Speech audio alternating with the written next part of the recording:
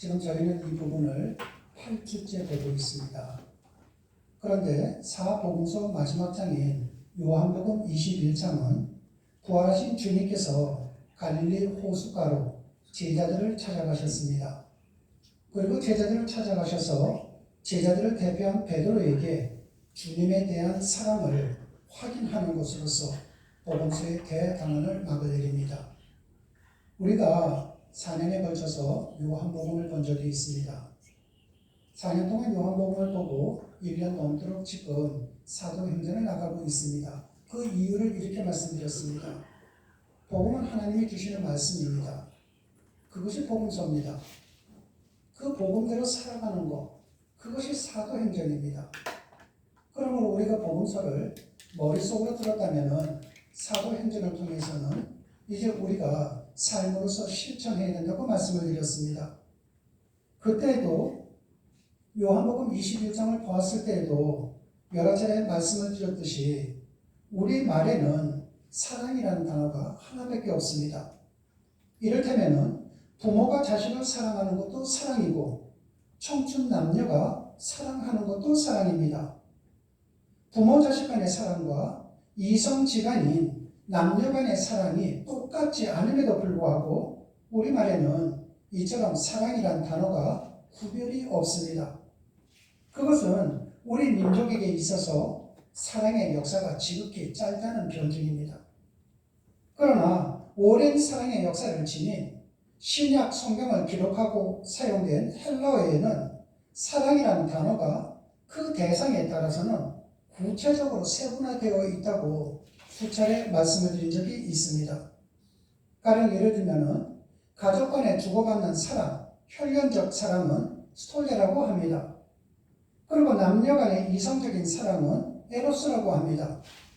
그리고 친구 간이나 동료 간 혹은 스승과 제자 간에 교류되는 사랑은 필리아라고 이야기를 합니다. 그러나 스톨게든 에로스든 필리아든 이 세 종류의 사랑은 분명히 구별되지만은 거기에는 한 가지 공통점이 있다고 말씀을 드렸습니다. 그 모두는 조건적입니다.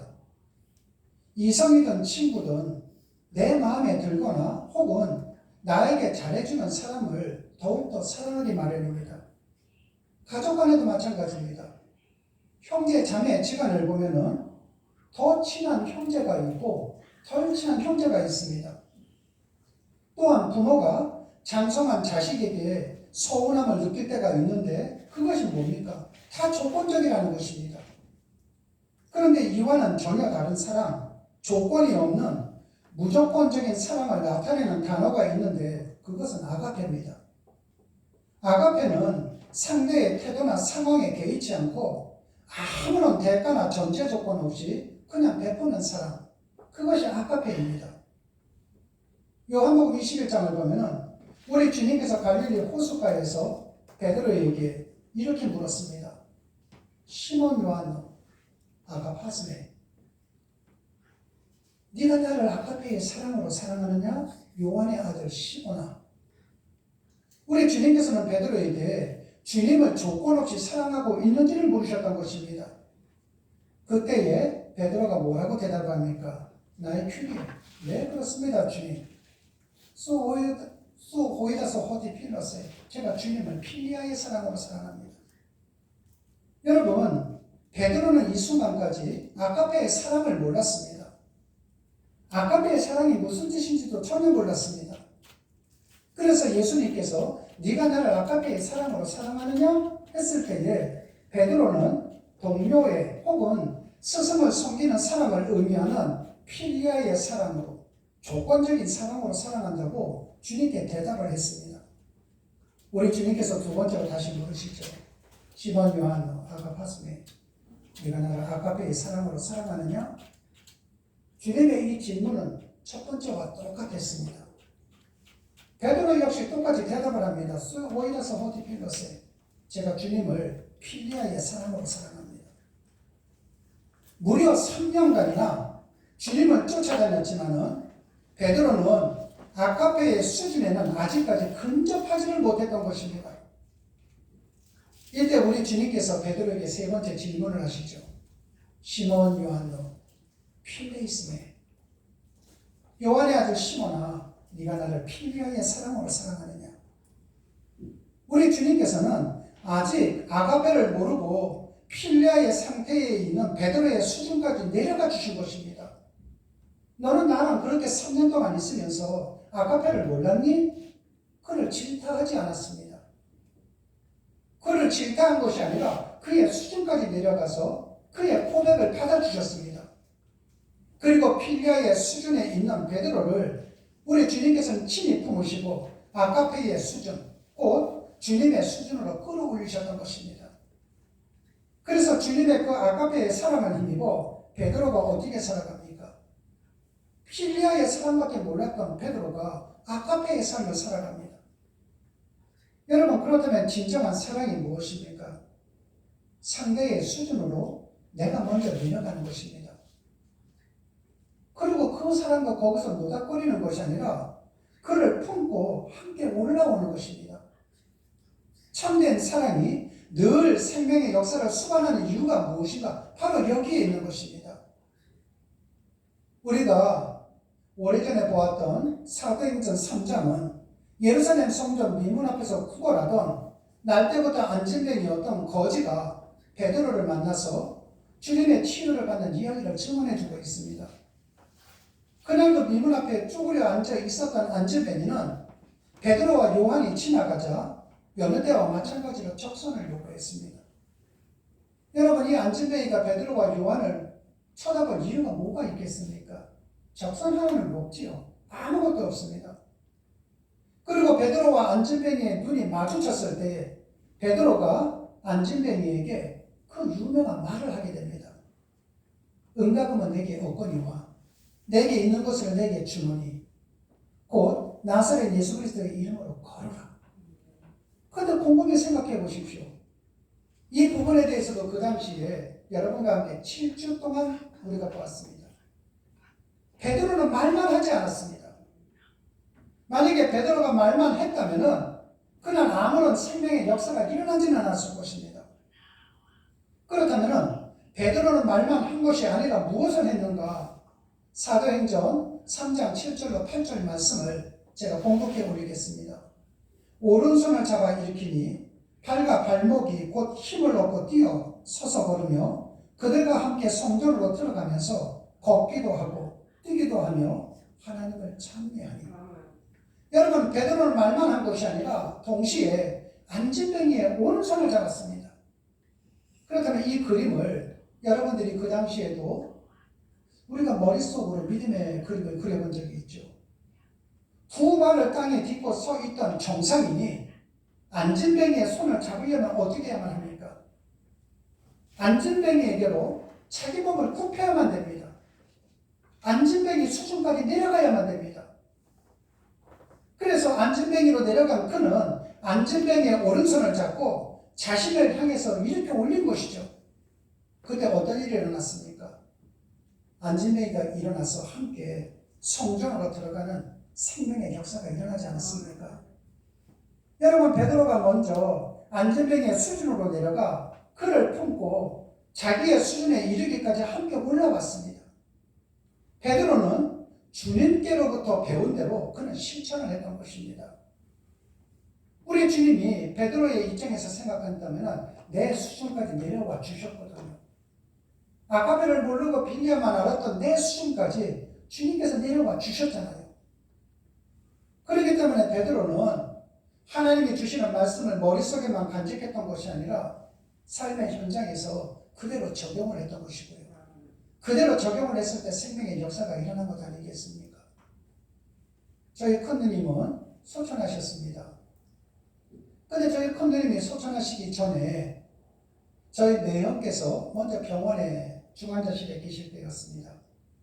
큰 병원이 아니라 작은 병원이다 보니까 중환자실을 아무 때나 들락날락 할 수 있었습니다. 저희 누님께서는 수서에 있는 한 교회에 그 구역장이셨는데 나름대로는 그 중환자실에서 매형을 간병하시면서 중환자실에 있는 분 가운데 움직이지 못하는 식물인간처럼 지내시는 한 노인분이 계셨는데 그분 앞에 가서 기도를 하셨던 것입니다. 일어나게 해달라고요. 그런데 어느 날 아주 굉장히 놀란 목소리로 저한테 전화가 왔습니다. 저희 누님께서는 돌아가시기까지도 항상 제 호칭이 동생이 아니라 목사님이었습니다. 목사님, 큰일 났습니다. 무슨 일입니까? 내가 그 중환자실에 들어가서 한 분을 위해서 계속 기도를 했는데 그분은 아무것도 움직이지 못하는 분이셨습니다.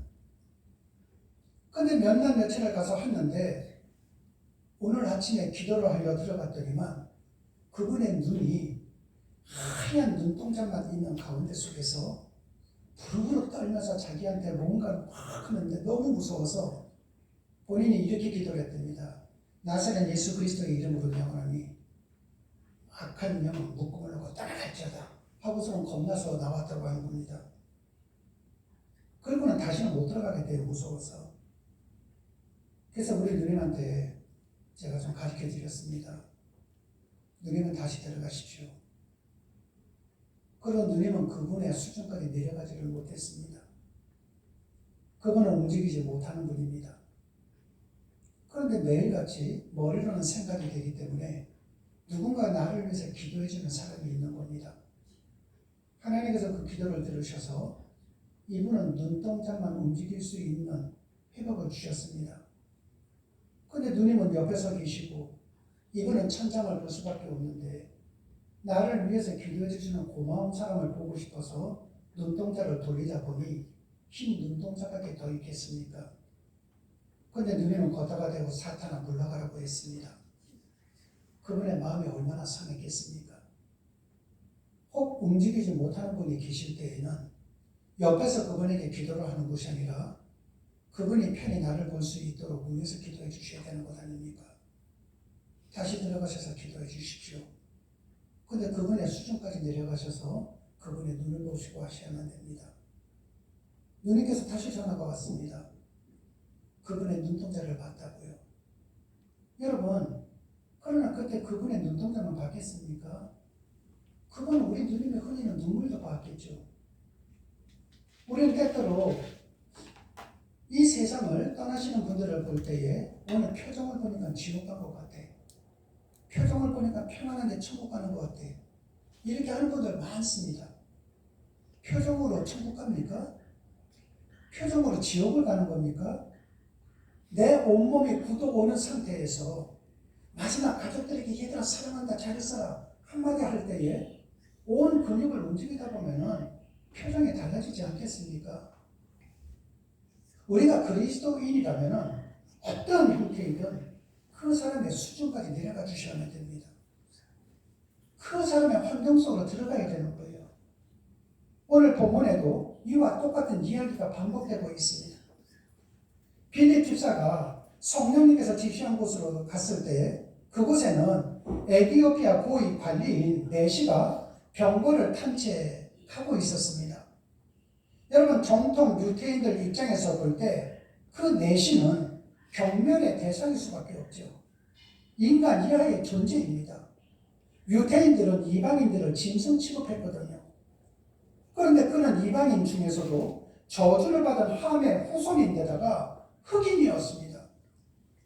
더구나 고장이었습니다. 그런 수준 사람이라면 대면조차 불가능한 대상이었습니다.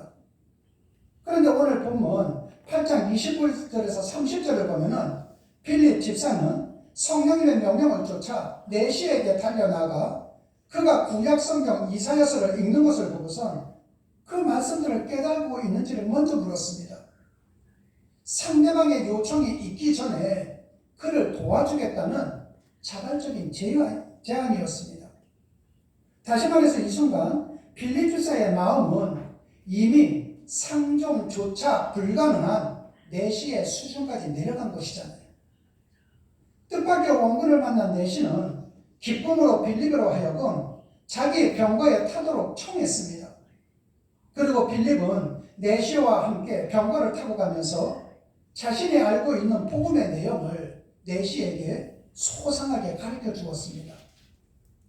그리고 우리가 지난 시간과 지지난 시간에 본 것처럼 복음을 받아들인 네시는 물이 있는 곳에 이르자 지체 없이 세례를 받기를 원했습니다. 그때의 말씀을 제가 봉독해 올리도록 하겠습니다. 사도행전 8장 38절에서 39절입니다. 이에 명하여 병거를 머물고 빌립과 내시가 둘 다 물에 내려가 빌립이 세례를 주고 둘이 물에서 올라올세 주의 영이 빌립을 이끌고 간지라. 내시는 hun연히 피를 감으로 그를 다시 보지 못하니라. 빌립과 내시가 둘 다 함께 물에 내려갔습니다. 여러분 믿음으로 본다면 빌립은 믿음의 선배입니다. 그리고 내시는 믿음의 초신자죠. 내시는 믿음의 초신자라고 해서 내시만 물속에 내려가고 빌립은 땅 위에 높은 곳에서 세례를 준 것이 아닙니다. 빌립은 내시와 함께 물속으로 같이 내려갔습니다. 빌립은 아무것도 알지 못하는 내시의 수준으로 함께 내려가기를 꺼려하지를 않았던 것입니다. 그리고 거기에 머물렀나요? 그렇지 않습니다. 세례가 끝난 뒤 빌립은 내시와 함께 무트로 올라왔습니다. 함께 내려갔다가 함께 올라온 것이죠. 경멸의 대상일 수밖에 없는 내시의 수준으로 기꺼이 내려가 그를 아가페의 사랑으로 품고 주님을 쫓는 자기의 수준에 이르기까지 그를 끌어올린 겁니다. 그리고 빌립 역시 주님께서 행하신 아가페를 삶으로 그대로 실천을 했던 것입니다. 그래서 그날에도 생명의 역사가 일어난 것입니다. 혹시 여러분들이 주변에서 내가 복음을 전했음에도 불구하고 생명의 역사가 일어나지 않았다. 그때는 상대를 보는 것이 아니라 여러분을 보시는 겁니다. 여러분 믿음이 뭡니까? 내 믿음을 가지고 남을 죽이는 것이 아니라 내 믿음을 가지고 나를 죽이는 거예요. 우리 예수님을 보십시오. 예수님께서는 예수님의 믿음을 가지고 당신이 죽으셨잖아요. 그래서 우리를 살린 것 아닙니까? 그런데 의외로 많은 그리스도인들이 상대만 죽으라고 합니다. 여러분 그래서 생명의 역사가 일어나질 않아요. 세례를 받고 빌립 주사와 함께 다시 무트로 올라온 내시는 흔연히 자기의 길을 감노라고 본문은 증거하고 있습니다. 여기서 흔연하다고 하는 헬라어 카리오는 내적 기쁨에 충만한 상태를 의미합니다. 빌립 집사가 베푼 아가페의 사랑에 의해 참 생명을 맛본 내시의 마음속에 새 생명으로 인한 기쁨이 흘러 넘쳤다는 뜻입니다. 여러분 우리가 한번 예수님을 생각해 보십시오. 주님께서 하늘나라 보좌에 앉으신 채로 인간을 향해서 얘들아 너희도 올라와서 구원받아라. 예수님은 전혀 내려올 생각은 않고 하늘에서 그랬다면 누가 구원을 받을 수 있겠습니까? 우리가 구원받을 수 있겠습니까? 아니죠. 우리 주님께서는 하늘 보좌에 앉으셔서 너희들 올라와서 구원받으라고 말씀을 하신 것이 아니라 아가페의 사랑을 품고 친히 죄인의 세상, 죄인의 수준으로 내려오시어 십자가 위에서 우리를 품으시고 하늘 위로 오르셨기에 우리는 그분 안에서 오늘도 구원을 얻고 영원한 생명을 누리고 있는 것 아닙니까? 그러므로 참된 그리스도인이란 주님을 본받아 나와 다른 혹은 나보다 못한 상대의 수준으로 기꺼이 내려가서 그를 품고 길이요 생명이신 주님을 향해 함께 올라오는 아가페의 사람이 되는 것, 이것이 바로 그리스도인이라는 의미입니다. 이런 관점에서 안진뱅이의 수준으로 자신을 낮춘 베드로나 내시와 함께 물속으로 내려간 빌립이나 모두 아름다운 본을 보이고 있는 것은 틀림이 없습니다. 그러나 외형상 똑같이 보이는 이 양자간에는 실은 큰 차이가 있습니다. 베드로가 안진뱅이 수준까지 내려갔지만 그 안진뱅이가 누굽니까? 베드로와 똑같은 유태인이잖아요. 그 안진뱅이는 이방인이 아닙니다. 똑같은 유태인입니다. 베드로가 예루살렘에서 복음의 증인이 되기 위해 안진뱅이 외에도 수없이 많은 사람들의 수준으로 내려가 그들을 주님 앞으로 끌어올렸지만 그러나 그 대상은 한결같이 언제나 자신과 똑같은 유태인들이었습니다. 본문에 이르기까지 베드로는 유태인이 아닌, 다시 말해서 자신과 다른 인종을 위해 상대의 수준으로 자진해서 먼저 내려간 적은 한 번도 없습니다. 반면에 빌립 교사는 어떻습니까? 상대의 수준으로 먼저 내려가되 그 대상은 베드로와는 달리 자신과 전혀 다른 상종조차 불가능한 에디오피아 내시였습니다. 그러므로 자신과 같은 사람에게만 다가가 그의 수준으로 내려가는 베드로와 도저히 다가갈 수조차 없는 그 인종의 수준까지 내려간 빌립, 이 두 사람의 행위가 본질적으로 동일할 수는 없다는 것입니다. 그렇다면 누가 더 성숙한 그리스도인이겠습니까? 베드로와 빌립, 이 두 사람 가운데 누가 더 신실한 주님의 종이겠습니까?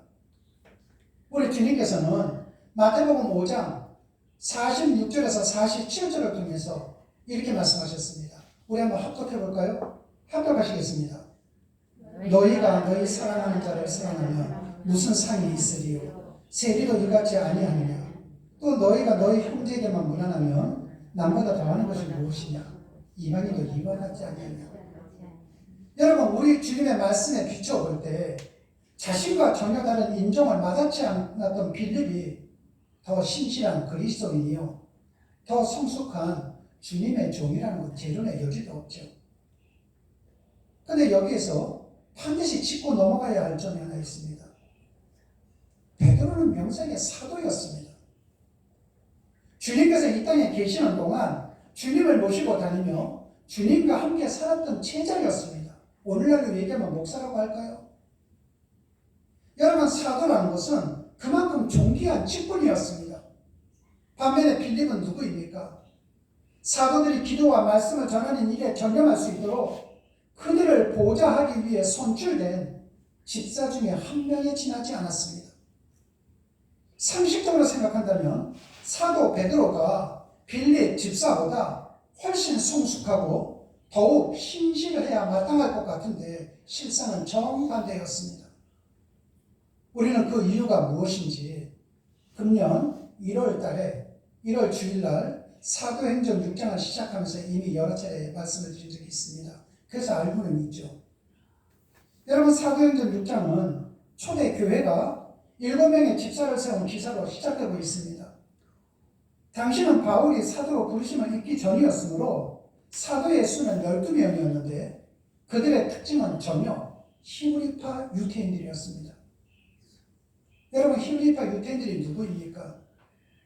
하나님께서 그렇게 기회를 주셨건만, 우리 주님께서 땅끝까지 이르러 복음을 전하라고 그렇게 말씀하셨건만 이스라엘 땅을 떠나지 않았던 사람들입니다. 그들은 이스라엘만 지키면 된다고 생각했던 사람입니다. 그 속에 있다 보니 이스라엘 사람들이 아닌, 유태인이 아닌 사람들을 품을 수 있는 방법이 없어요. 반면에 처음에 선출된 7명의 집사는 어떻습니까? 히브리파 유태인들이 아닙니다. 그들은 모두 다가 헬라파 유태인들이었습니다. 헬라파 유태인들이 누굽니까? 이스라엘에서 살았던 것이 아니라 그들이 해외로 이주를 해나갔을 때, 피난을 갔을 때 다른 나라, 해외에서 살던 사람들이거든요. 그러다 보니 그들은 자기와 같은 동족이 아닌 사람들을 품을 줄 아는 것입니다. 바로 여기에 해답이 있다고 했습니다. 베드로는 존귀한 사도이긴 했지만 히브리파 유태인이었던 거로 자신과 다른 인종을 수용하는 데 전혀 익숙하지 않았던 것입니다. 그 결과 그는 주님을 본받아 상대의 수준으로 기꺼이 내려가긴 갔지만 그 대상은 모두가 자신과 같은 유태인에 국한되어 있었습니다. 오늘날 우리에게도 적용되는 부분이죠. 교회를 보십시오. 이 교회 다니다가 저 교회로 옮기면 왼수가 됩니다. 목사님이 어떻게 합니까? 어떤 분들은 노골적으로 얘기하는 분들도 계시지만 은연중에 저 사람 만나면 안 돼. 그런 목사들이 있죠. 여러분, 길거리에서 전도할 때 보십시오. 굳이 교회를 다닌다고 하는데도 우리 교회 오라고 하는 분들이 있습니다. 하나님이 반드시 그 사람들을 가만두지 않을 것입니다. 여러분, 큰 교회 가면 큰 은혜 받고 작은 교회면 작은 은혜 받는 겁니까? 저는 만약에 목사님이 계시다면은 하나님께서 그 공간을 사람들의 친목 공동체로 인정해 주려는 몰라도 신앙 공동체는 인정하지 않을 것입니다. 이것은 이것만 적용되는 것이 아니라 여러분들이 예배당 안에서만 그리스도인이 되었으면 안 됩니다. 이곳은 살인자가 들어와도 거룩한 곳이거든요. 사기꾼이 들어와도 거룩한 곳입니다. 그러므로 이곳에서 신앙생활하는 모습을 오늘 말씀에서 빗대어서 얘기한다면 이 안에서만 행하는 것은 히브리파 유대인들입니다. 그런데 여러분들의 삶의 현장에서 우리 교인들이 아니라 누구를 만나든 그 사람들을 품어나간다면 여러분들은 헬라파 유대인들입니다. 필립을 보십시오. 사도들과는 신앙 경력상 비교할 수조차 없는 집사에 지나지 않았지만 헬라파 유대인으로 태어날 때부터 외국인 틈에서 살아온 그는 자신과 다른 사람들을 받아들이는데 아무런 꺼리낌이 없었던 것입니다. 그래서 그 역시 베드로처럼 상대의 수준으로 먼저 내려갔지만 그러나 사도 베드로와는 달리 그 대상은 사마리아 사람이거나 에티오피아 내시와 같은 모든 면에서 자신과는 전혀 다른 인종들이었습니다. 땅끝까지 이르러 주님의 증인이 되라는 명령을 주님으로부터 직접 받았음에도 불구하고 히브리파 유대인들 사도들이 자신들과 똑같은 유대인들만 대상으로 삼느라 복음은 예루살렘을 넘지를 못했습니다. 반면에 그 명령을 주님께로부터 직접 들은 적이 없었음에도 불구하고 자신과 다른 사람을 포용할 줄 아는 빌립 집사와 같은 헬라파 유대인들에 의해 복음이 예루살렘을 넘어 온 세계로 퍼져나갔습니다. 그래서 우리가 지금 이렇게 신앙생활하는 겁니다. 그리고 사도행전이 우리에게 주는 가장 중요한 메시지가 이것입니다. 우리가 처음에 여러분들과 함께 사도행전을 처음에 시작했을 때 생각을 해보십시오. 사도가 뭡니까? 아포스톨로스입니다. 헬라어로 아포스톨로스가 뭐를 뜻하는 겁니까? 보내는 사람입니다. 근데 어떻게 보내는 사람입니까? 복음을 가지고 하나님이 보내는 사람들.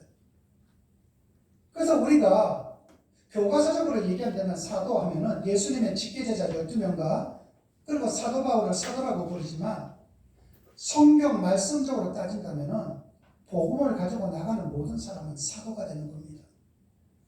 이런 의미에서 여러분 모두 다는 아포스톨로스가 되는 것입니다. 여러분 우리가 일반적으로 재직하면은 집사라고 우리가 생각을 합니다. 재직의 본뜻은 문자 그대로 교회 내에 있는 그리고 모든 직분을 가진 모든 사람을 얘기하는 겁니다. 이를테면은 집사는 물론이고 권사, 장로, 전도사, 목사 모든 직분을 가진 사람들이 교회에 다 재직입니다. 그렇다면 가장 바람직하고 성경적인 재직이 된다는 것은 두말할 것도 없이 차별 없이 모두를 품을 수 있는 헬라파 유대인이 되는 것입니다.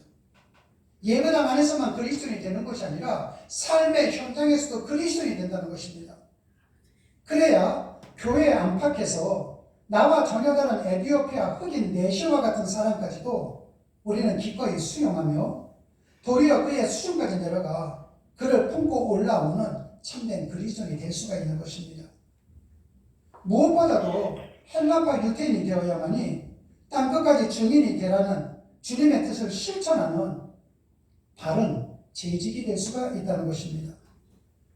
그렇다면 우리 각자에게 땅끝은 도대체 어디가 되겠습니까? 아직도 문명과 거리가 먼 아프리카입니까? 아니면은 브라질에 있는 아마존 강가입니까? 아니면 지극의 양극인 남극입니까? 북극입니까? 아니면 북한 땅입니까? 물론 그럴 수도 있겠죠. 그러나 우리가 두 발을 딛고 서 있는 지구를 보십시오. 지구는 둥굽니다. 그러므로 내가 계속 앞으로 나간다면 지금 바로 나의 등 뒤가 땅 끝이 되는 것이죠. 내가 만약에 오른쪽을 향해서 간다고 쳐보십시오. 내 왼쪽이 땅 끝이 되겠죠. 내가 왼쪽으로 계속 간다고 쳐보십시오. 지구가 둥그니까 내 오른쪽이 땅 끝이 되겠죠. 뭐를 뜻하는 겁니까? 내가 있는 삶의 현장이 땅 끝이라는 것입니다. 빌립 집사가 사마리아 성에 들어가 유대인들이 경외하는 사마리아 사람들을 만났을 때 바로 그곳이 땅끝이었습니다. 그가 유대인들이 생명조차 꺼려하는 에티오피아 흑인 내시와 마주했을 때 바로 그 광야가 땅끝이었습니다. 헬라파 유대인이었던 그는 그 땅끝에서 그들을 온전히 품음으로 진정한 땅끝의 주민, 초대교회에 참된 재직이 될 수 있었던 것입니다. 그 결과 그가 있는 곳에는 흔연한 기쁨이 차고 넘쳤던 것입니다. 사마리아에서도 그랬고 내시를 만난 광야에서도 그랬던 것입니다. 참 재직이었던 그를 통해 우리 주님께서 당신의 영원한 생명으로 역사하신 결과가 되는 것이죠. 혹 여러분의 삶의 현장이 지옥 같다고 느끼시는 분이 계십니까? 여러분의 일터가 지옥 같다고 느끼시는 분이 계십니까? 내 삶이, 내 환경이 지옥 같다는 분이 계십니까? 그렇다면 답은 한 가지밖에 없습니다. 여러분들이 아직까지 참된 그리스도인이 못 되었다는 증거입니다. 우리가 믿는 하나님의 능력이 어떤 능력입니까? 천지를 창조하신 능력입니다. 그 천지를 창조하신 능력이 내 삶을 다스리기 위해서는 말만 갖고는 안 됩니다. 여러분들 가운데 금식 기도를 통해서 내가 어떤 응답을 얻었다 하는 분들도 계실 수 있습니다. 전화가 보십시오. 불교에도 그런 일이 있습니다. 점쟁이를 찾아가 보십시오. 그런 거 경험한 사람들 다 있다고 합니다. 기독교가 그러한 미신적인 요소입니까? 우리 주님께서 그러한 미신적인 요소를 허락하기 위해서 이 땅에 오셔서 십자가를 못 박혀 돌아가신 것 아니지 않습니까? 내가 입으로만 쥐어져 외치는 것이 아니라 내가 삶 속에서 하나님의 말씀대로 살아간다면 하나님의 천지를 창조하신 능력은 언제나 나와 함께 하시는 거잖아요. 내 아이들이 걸어가는데 홍해와 같은 문제가 있다. 하나님이 갈라주지 않겠습니까? 내가 걸어가는데 여리고와 같은 문제가 있다. 하나님께서 무너뜨려 주지 않겠습니까? 그런데도 불구하고 아직까지 나는 말만 그리스도인이라면 내 삶 속에서 생명의 역사는 일어나지 않는 것이죠. 사랑하는 성도 여러분, 가정도, 교회도, 사회도, 인류 역사도 오직 나와 다른 사람을 품을 줄 아는 헬라파 유태인들에 의해서만 새로워졌고 거듭나게 되었습니다. 그러므로 사랑이란 더불어 사는 힘을 의미하지만 나와 다른 사람을 품고 함께 살아갈 줄 아는 헬라파 유태인이 되지 않는다면 그 모든 것은 불가능하다는 것입니다. 우리는 한 분이신 주님을 믿는다는 교회가 찢어지고 교회들의 가정이나 삶에 분열이 일어나는 것을 종종 목격하게 됩니다. 그것은 그곳의 사람들이 아직까지 스스로 헬라파 유태인이 되지 못했기 때문입니다. 오늘날 많은 교회가 기능적인 재직은 양상하면서도 본질적 의미의 재직을 배출하지 못하는 것은 심히 안타까운 일이 아닐 수 없습니다. 이 땅에 보십시오. 목사들이 얼마나 많습니까? 장로들, 권사들이 얼마나 많습니까? 집사들이 얼마나 많습니까? 그 가운데 보십시오. 제가 목사니까 목사에게만 국한시키겠습니다. 성공한 목사들 많죠? 그런데 존경할 만한 목사들이 있습니까? 여러분, 얼마나 안타까운 부분입니까? 가정과 교회, 그리고 사회를 새롭게 하는 그리스도인의 힘은 재직의 외적 기능이나 본질에서 나오는 것은 두말할 나위가 없습니다. 이런 의미에서 우리 모두 비정교회의 기능적인 재직이 되는 것만으로 만족하려고 하지 말고 여러분 모두 다가 본질적인 재직이 되셔야만 됩니다. 한마디로 얘기해서 진짜 예수쟁이가 되어야만 된다는 것입니다. 나와 용모가 다르다고 생각이 다르며 수준이 다른 모든 사람들과 더불어 주님 안에서 함께 살아갈 줄 아는 헬라파 유태인들이 되어야만 된다는 것입니다. 우리가 두 발 딛고 있는 의정부를 위한 재직이 되셔야만 된다는 겁니다. 서울과 경기도를 위한 재직이 되어야만 된다는 것입니다. 한국 사회와 한국 교회를 위한 재직들이 되셔야만 된다는 것입니다. 사마리아 사람이든 에티오피아 흑인 내시든 지금 내가 마주친 사람의 형편과 수준으로 내려가 그를 품고 진리를 향해 올라올 줄 아는 그러한 사람들이 되어야만 된다는 것입니다. 그때 우리의 삶은 사랑과 평화의 경작지가 될 뿐만이 아니라 우리가 어디에 있든 바로 그곳에 흔연한 생명의 기쁨이 흘러 넘치게 될 것입니다. 우리를 향하신 주님의 아가페가 바로 거기에서 우리를 통해 역사하실 것이기 때문입니다. 여러분, 주님께서 우리에게 귀한 직분을 맡겨주시고 재직의 본질적인 의미를 일깨워 주셨습니다. 그러므로 헬라파 유태인이 되지 않고서는 바른 재직도 바른 그리스도인도 될 수 없음을 깨달았습니다. 신앙의 성숙이 무엇입니까? 나와 다른 사람을 내가 얼마나 품을 수 있느냐로 결정된다는 것, 잊어서는 안 됩니다. 그리고 내가 먼저 헬라파 유태인이 되지 않고서는 우리 사회나 교회, 아니 우리 가정의 미래에 소망이 있을 수 없으며 다른 사람은 고사하고 가족마저 제대로 사랑할 수 없다는 사실, 잊어서는 안 됩니다. 한 가지 이야기를 드리고 말씀을 맺도록 하겠습니다. 조선의 역사를 보면은 이성계 장군이 쿠데타를 일으킵니다. 일반적으로 역성혁명이라고 이야기를 합니다. 그러고 난 다음에 정권을 잡았습니다. 정권을 잡고 어느 날 고려시대 때의 충신들을 두고 술판을 벌였습니다. 이성계의 아들이 이야기를 하죠.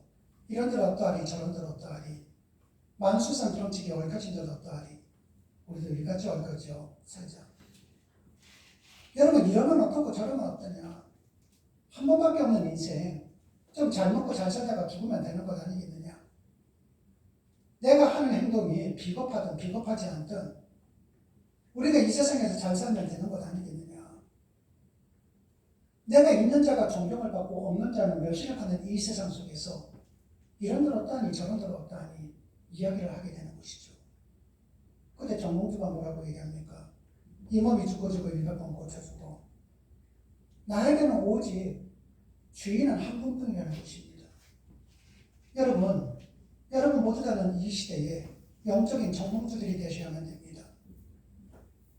여러분 모두가 이 세상 속에서 성공해 나가는 이방원이 되어서는 안 됩니다. 여러분들이 진정한 영적인 정몽주가 되어서 오직 한 분이신 하나님을 향해서 그 한 분이신 하나님이 주시는 말씀을 가지고 이 세상을 살아간다면 여러분의 가정도 여러분이 살고 있는 그 모든 삶의 현장도 생명의 역사가 흘러넘칠 것이고 행복과 화평이 흘러넘치게 될 것입니다. 여러분 모두가 헬라파 유태인들이 되시기를 주님의 이름으로 축원합니다. 기도하시겠습니다. 하나님 아버지 감사합니다. 이 시간 이후로 우리 모두다가 헬라파 유태인이 될 수 있도록 복을 내려 주시옵소서. 진정한 땅끝에 그리스도인이 될 수 있도록 인도하여 주시옵소서. 내가 살아가면서 내가 마주친 사마리아 사람도 에티오피아 내시도 주님의 사랑으로 온전히 품는 자가 될 수 있도록 복을 내려 주시옵소서. 상대의 수준으로 내려가기를 두려워하지 말게 도와주시옵고 그와 함께 진리를 향해 비상하기를 주저하지 않게 도와주시옵소서. 그래야 우리 각자가 빌립 집사처럼 이 시대를 위한 주님의 참된 재직들이 될 수 있도록 은혜를 베풀어 주시옵소서. 우리가 두 발 딛고 서 있는 이곳에 늘 사랑과 화해 그리고 일치와 조화가 꽃필 수 있도록 복을 내려 주시옵소서. 그와 같은 우리의 삶으로 인해 이 시대에 참 생명의 흔연한 기쁨이 넘칠 수 있도록 복을 내려 주시옵소서. 주님 고맙습니다. 예수님 이름으로 기도드렸습니다. 아멘. 우리 복음성가